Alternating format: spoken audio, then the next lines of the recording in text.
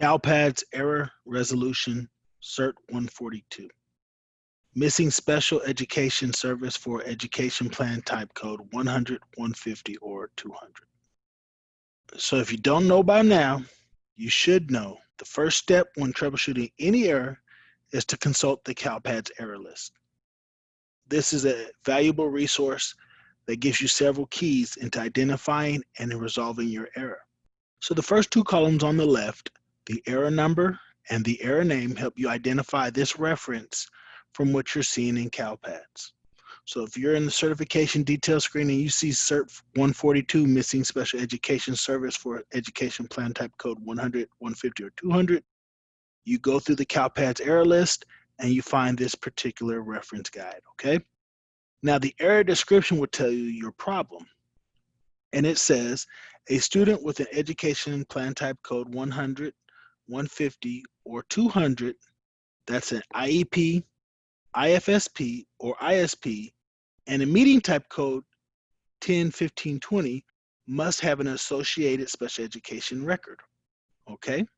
And then the suggested resolution, the far right column, has two sections. At the top, you see understanding the error, and down below, there are 3 suggested resolutions. Typically, understanding the error tells you the conditions in which CALPAD expects. This is how your data should be represented in CALPADS, okay?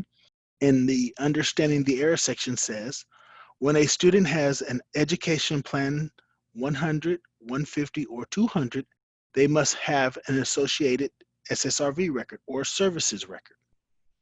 Now, when you have this error, we offer 3 common resolutions, okay?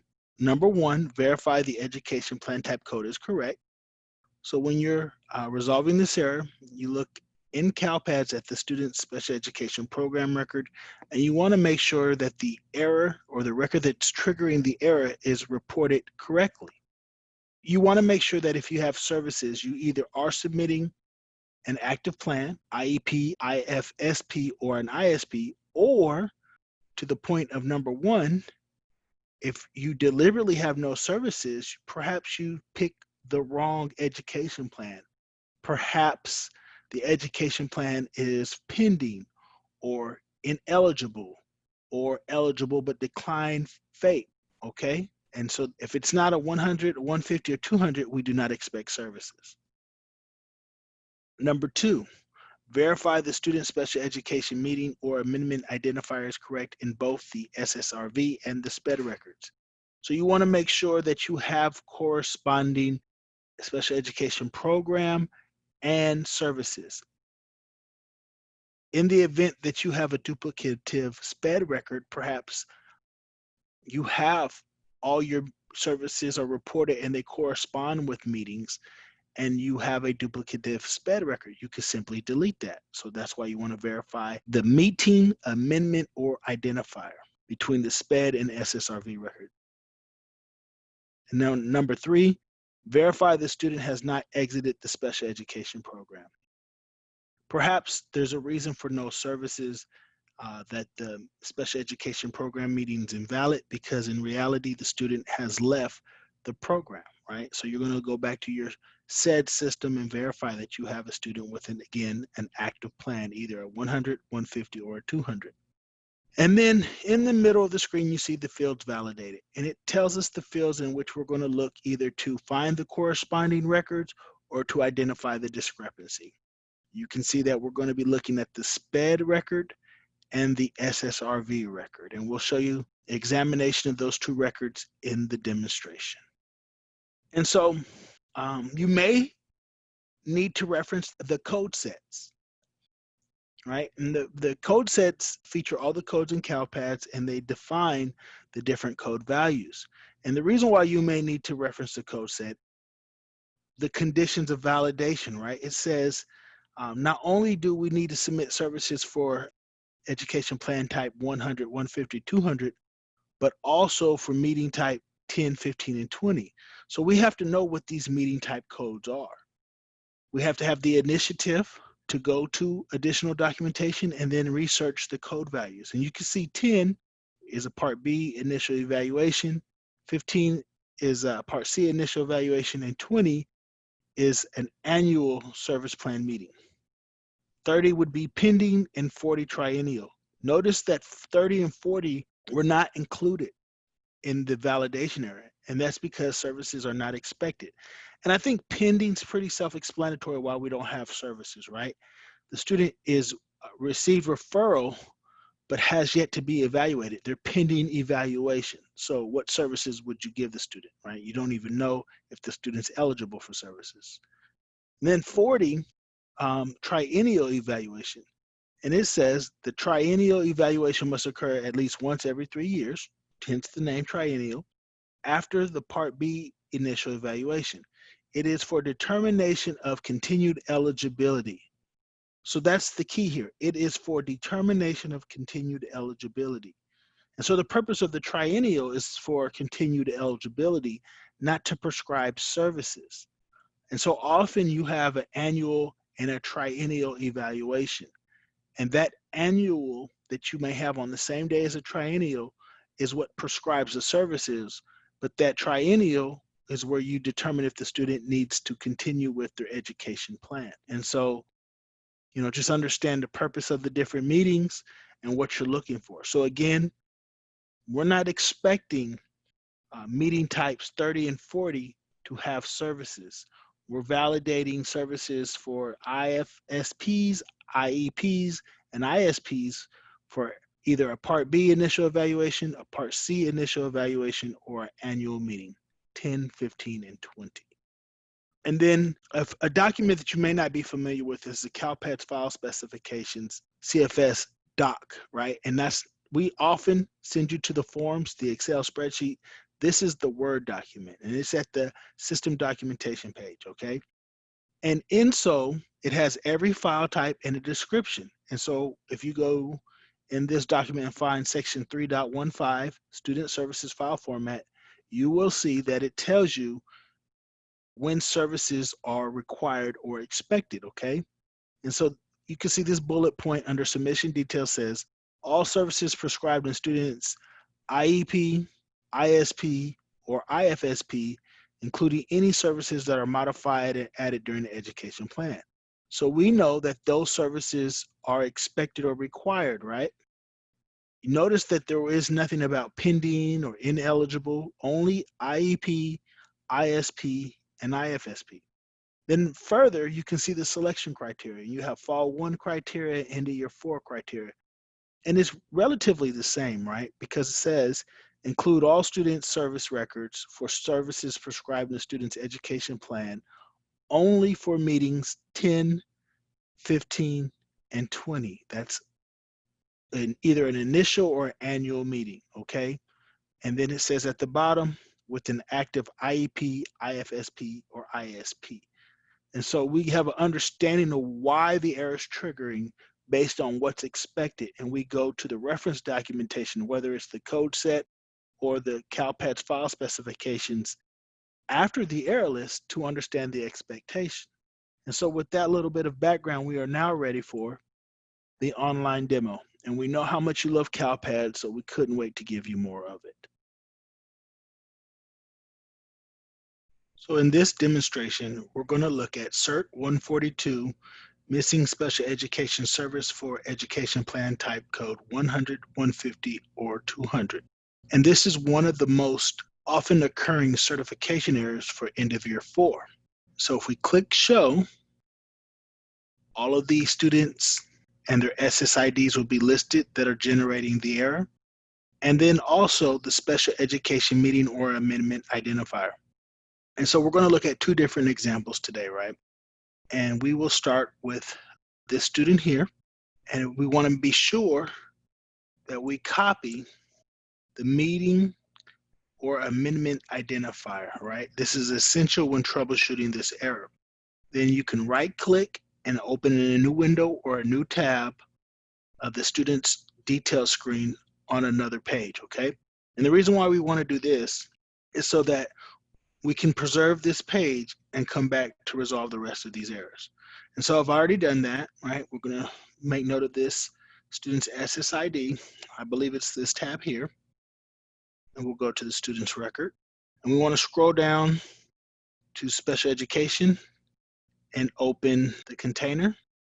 And then we want to open the services container. We're going to make a comparison. I previously have looked at the student's record, right? And so sometimes it takes a while for these records to load, okay? And so we always want to make sure that we consult the error list so that we properly understand the error. So here we have the error list, and we've went to CERT142, and we can see the name, right? We've already saw that on the certification screen, so we know we're referencing the correct error.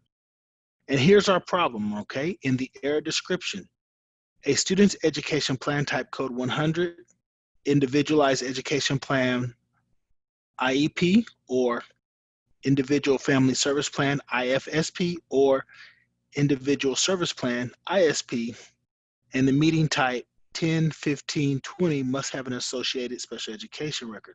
So that's a lot of CALPADS language, right? A lot of students with disabilities program language, okay? Basically what it's saying is students that have a service plan, whether it's an IEP, IFSP, or ISP, must have services attached when they are having an initial, those are Plan B and Plan C, 15 or 10 and 15, or an annual meeting, that's 20. So these are the codes here, right? They basically, a student with the active service plan must have services associated to those meeting types, okay? So that's our problem. So we go to the suggested resolution. It helps us sometimes understanding the error, find out what the expectation is from CALPADS, and then it provides us suggested resolutions, okay? So under understanding the error, we see when a student has an education plan 100, 150, or 200, they must have an associated service record, okay? That's what we saw was the problem, and so that is the expectation. Now, it says under suggested resolution, verify the education plan type code is correct. So we first want to make sure that we are reporting an active IEP, IFSP, or ISP, right? Second one is verify that the student special education meeting or amendment identifier is correct in both the SSRV and SPED record. So that's telling us to identify corresponding records, whether it's the SPED and the service, okay? And then verify the student has not exited the special education program, okay? So possibly we're submitting data for a student that has left the program, and that's why there's no attached service record, okay? So these are the methods of resolution, and we use the fields of validation to identify where the discrepancy is, okay? And so we have several fields in the special education data, and then just 3 fields in the student services data, right? And let's see if anything got cut off. So the student special meeting or amendment identifier, and in the SPED record, it's the same fields, Special Education Amendment 1422, Student Special Education Meeting or Amendment Identifier. So we're going to be making comparisons between these records. In particular, we're going to be matching the meeting and amendment identifier to verify or identify which special education program record does not have services, okay? And so we're back to the student's record. And the quickest way to do that is, if you remember, we copied the meeting amendment identifier that triggered the error, right? So we're gonna use the shortcut keys Control and F, and then I'm gonna use shortcut keys Control and V to paste into my search. And so here we can see that we have a annual meeting, right? Annual Education Service Plan meeting code 20 under the special education meeting type code, and it's for an IEP. So we know that we should have a service attached to this record, right? And so I can see none, right? So when you're thinking about how to resolve this error, there's certain things you want to consider, okay? One, you want to examine this record and other annual records. See, I have 2 annual records and they have the same date. So how do I know that these aren't duplicate records? I can scroll over to the education plan amendment date, and I can see that this was an amendment made to this record. This amendment date distinguishes these two records. It's how this record on top is unique, right? And it really signifies that there was a meeting held and then an amendment was made later to that student's plan, okay?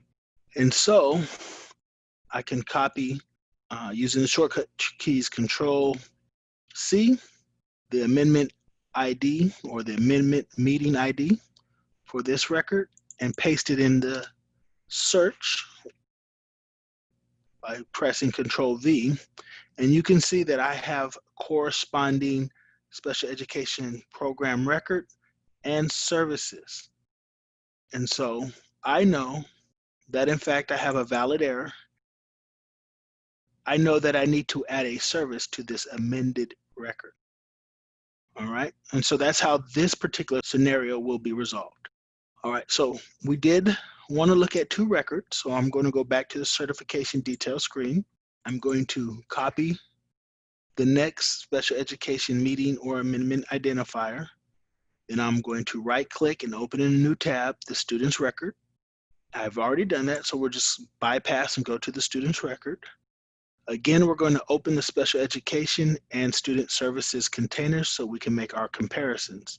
Using the same shortcut key of Control F, I'm going to open up my find, and then I'm going to paste the copy meeting or amendment ID by pressing Control V. And I can see, again, that there's only one result. So I know that this special education program record has no corresponding service. And because it's an annual record, it's required to have a service, okay? So again, I'm going to look at this student's record in detail. I can see that I have 2 annual meetings. So I'm going to copy this meeting amendment ID. I highlighted it, then I use the shortcut keys Control C. I'm going to use Control F to open up my find, and then I'm going to paste it by pressing Control V. And so as you can see, all of the student services are attached to this one meeting. All right, so that meeting is accounted for. So let's look at the student special education program record, and we'll zoom in just a bit. Okay, we have 2 meetings held on 2 different dates. So this would be a unique meeting, okay? And so we know that we are missing services for this meeting. And it is also the most recent meeting. So we want to make sure that we add services to this meeting as well.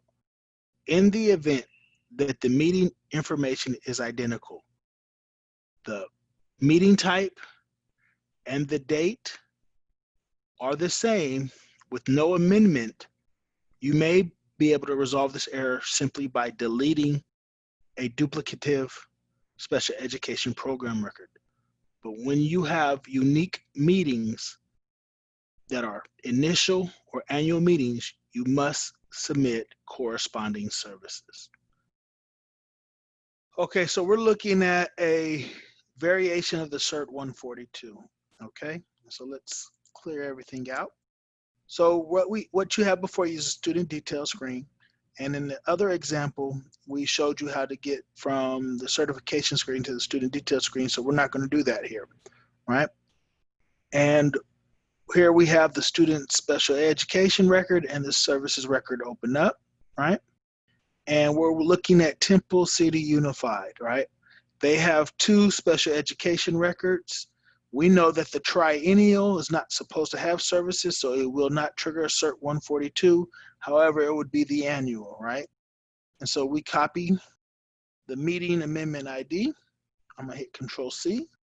Then I'm gonna open up the find so that I can match all the records that have this meeting ID between the SPED and the service record, right? So Control F, it's in there, and I can see that the meeting ID is shared between the annual and another annual at Mountain View Elementary. Okay, so I just want to be aware that this is not even my LEA. And so this is a little bit of anomaly. I don't know how prevalent this is throughout CALPADS, but it's something that we may need to be aware of. So this record has nothing to do with us, okay? So we're looking here at Temple City Unified, and we're going to match services. And it appears that there's 3 services, right? But I'm getting a CERT 142. So why would that be? Could it be that these 3 services in fact match this ID and Mountain View Elementary? Well, if we go down at reporting LEA, we can see that this record is a Mountain View Elementary record. This is a Mountain View Elementary record. And this is a Mountain View Elementary record. So unfortunately for us, there are no SPED services that correspond with our Temple City SPED record, okay? I don't want to guess why we have corresponding meeting IDs between the 2 districts, right? We just know that this record does in fact have no corresponding services, and to resolve the CERT 142, we must submit that record.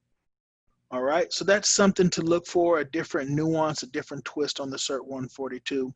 And we hope that this video will help you be better prepared for tackling any variation of the CERT 142 that comes your way.